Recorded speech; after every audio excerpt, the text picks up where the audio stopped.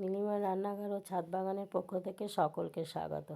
আজকে আমি বানাবো বেগুন পোড়ার ভর্তা। এর জন্য একটা বেগুন ধুয়ে তেল দিয়ে একটু ছিদ্র করে নিয়েছি এবং গ্যাসে একটা নেট লাগিয়ে তাতে বেগুন, টমেটো আর রসুন লো ফ্লেমে দিয়ে ধীরে ধীরে এপিট ওপিট করে ভালো করে পুড়িয়ে নিয়েছি।